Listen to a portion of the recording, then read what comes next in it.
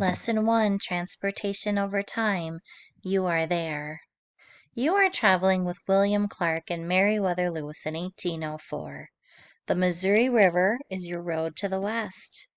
You have followed it in search of the Northwest Passage. It is a way to cross the country by water to get to the Pacific Ocean. President Thomas Jefferson wants you to find a passage like this.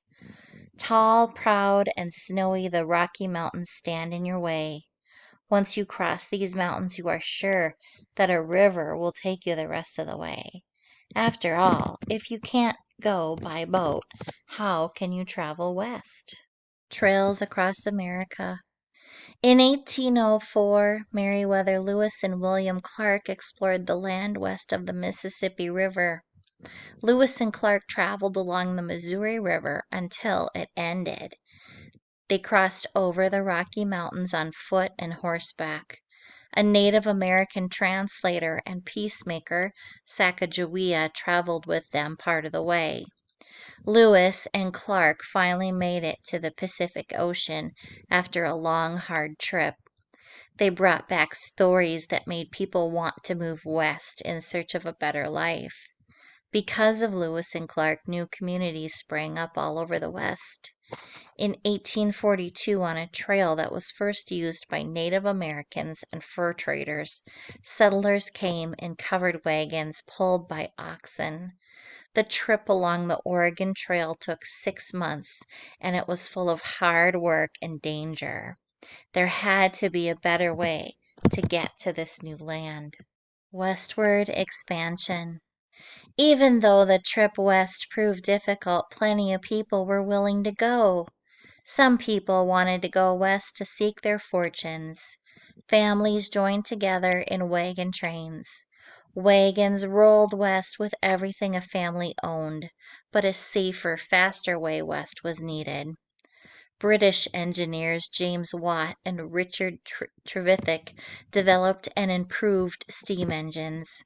Their inventions led to a brand new form of transportation, the steam locomotive. That changed the way people around the world traveled. Soon, railroad companies began laying miles of tracks across the country.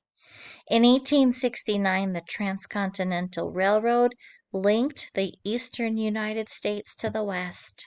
Now a family could travel safely from Omaha, Nebraska, all the way to Sacramento, California in just a few days. Trains, cars, planes, and space shuttles. The first year that people could ride on trains in the United States was 1830. There were 23 miles of track in the United States. By 1917, train tracks extended over 250,000 miles. The iron horse, as the locomotive was called, was replacing the real horse as a way to travel. Like the horse that gave way to the train now had to give way to the car. In 1885 and 1886, German inventors Carl Benz and Gottlieb Daimler built the first gasoline-powered cars. American Henry Ford started making cars in Detroit, Michigan in 1903. Soon, other car makers came to Detroit to build cars. Detroit became known as the Motor City. At the same time, new roads and highways were built across America. In 1903, two brothers, Orville and Wilbur Wright, flew the first airplane.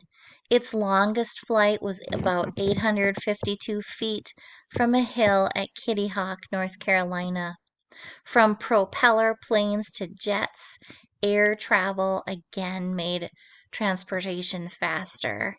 Cars and trains made our country seem smaller. Airplanes made the whole world seem smaller. Today, rockets, satellites, and space shuttles soar into space.